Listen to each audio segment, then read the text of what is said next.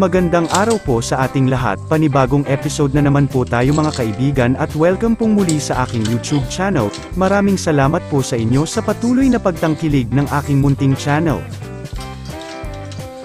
Today's episode ay magbibigay na kami ng B-complex vitamins sa ika-10 araw ng mga biik at kung ano ang kahalagahan ng naturang bitamina. Habang hinahanda pa ang mga gagamitin ay masdan muna natin ang mga makukulit, bibigyan din ng konting booster feeds para makatikim sila kahit pa konti-konti lang para hindi masayang ang feeds. Sa previous episode ay inumpisahan na silang turuang kumain. May tumitikim na sa feeds pero di pa gaano sila kumakain dahil fully dependent pa rin sila sa gatas. Pagka 20 days nila ay for sure marunong at malalakas na silang kumain.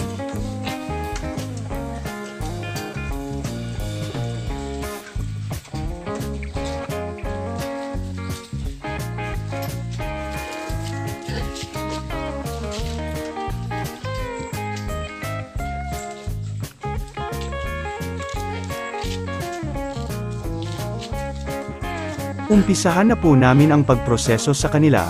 Ito po ang gagamitin naming bitamina, ang Norovet B-complex. Pasensya may mantsa ang label dahil natapunan ng gamot. All-in-one vitamins na po ito dahil may vitamins A, D at E na po ito. May ibang brands din po na mabisa. Magtanong lamang sa mga Agrivet stores sa inyong lugar. Hindi na po namin maipakita ang pag-inject sa lahat para madali lang ang video. Ipapakita lang kung paano binibigay ang naturang bitamina at kung ano ang kahalagahan nito.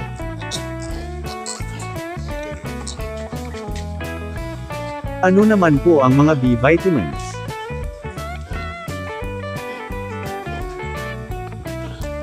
Ang mga B vitamins ay isang klase ng mga bitamina na nalulusaw sa tubig na gumaganap ng mahahalagang papel sa metabolismo ng cells at synthesis ng red blood cells.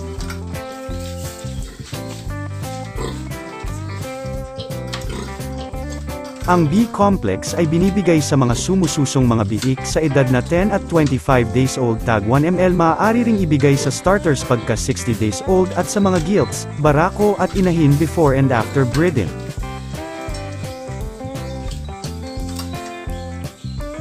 Ang kahalagahan ng B-complex sa mga piglets ay nagkakaroon nito ng positibong epekto sa kanilang paglaki dahil nagiging magana silang kumain at napapaganda ang quality ng kanilang karne. Nabigyan na po silang lahat ng bitamina.